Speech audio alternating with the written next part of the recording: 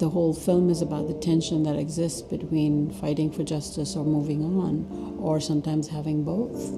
It's not as exciting as blowing up things or seeing blood and mayhem. So how do you show something that's a non-event? That's something that ceases rather than something that arises. And so since it's something that ceases, you have to show the process that people go through for that cessation to happen. Each experience was unique, and sitting with a lot of people who had killed a lot of people is not an easy experience. It was always sort of daunting, actually, and many times I didn't know what I was doing. I've deliberately tried to make things not prescriptive in my film. I'm a filmmaker. I don't know I don't know the answers to a lot of these questions, and this was really my journey into finding these things. The characters speak for themselves. It's their journeys, and it's up to you what you take from their journeys and what you learn from them or not. One of the things a film does is show absolute strength in vulnerability.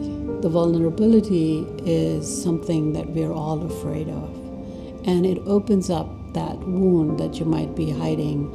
It opens up that thought that you might not want to think, and that starts the whole conversation rolling. It's a process to forgive or to move on or not, or to just stay there fighting for justice. All of it is a process.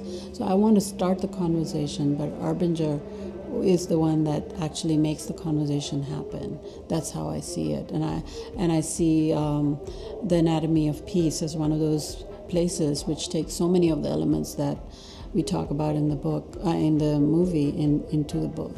There are a lot of people who've called their parents, who they haven't called in a long time, like 15 years, some of them. And it's just an opener of a conversation, and not a conversation outside many times, but a conversation within.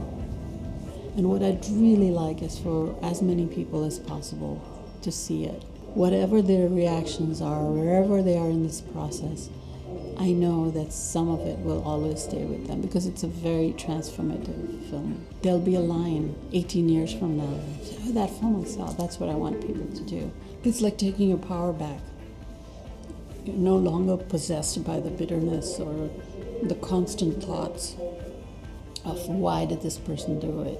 It's like being possessed. And when people forgive, what they find is that they've got their power back. They no longer have to think about that as much. This story is a human story. It's not just Rwanda or Ireland or Israel and Palestine. It's about everybody.